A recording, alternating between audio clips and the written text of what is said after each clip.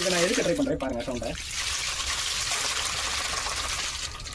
Hi guys, என் கையில் இருக்கிறது என்னென்னு பார்த்தீங்களா, இதுக்கு பேர் தான் கலர்ச்சிக்காய்னு சொல்லிட்டு. இது வந்து சித்த மருத்துவத்தில் ரொம்ப அதிகமாக யூஸ் பண்ணுவாங்க.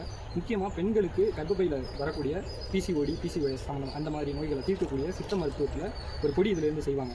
ஸோ அதுக்கு தான் இந்த கலர்ச்சிக்காய் யூஸ் ஆகுது. இதோட அமைப்பை பாருங்கள், ஒரு எப்படி சொல்கிறது, முள்ளா பக்கத்தில் இருக்காங்க.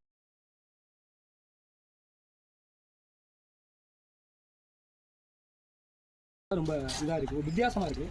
சவுண்டு பார்த்தீங்கன்னா கலங்க சவுண்டு வருதா, இங்கே பக்கத்தில் வரும்.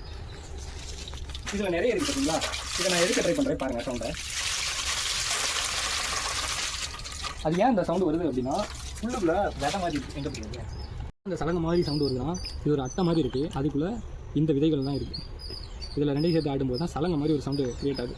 பாருங்கள், இயற்கையின் படைப்பில் ஒரு வித்தியாசமான ஒரு மருந்துன்னே சொல்லலாம். வித்தியாசமாக இருக்குது இந்த காய், பார்க்க ஆச்சரியமாகவும் இருக்குது.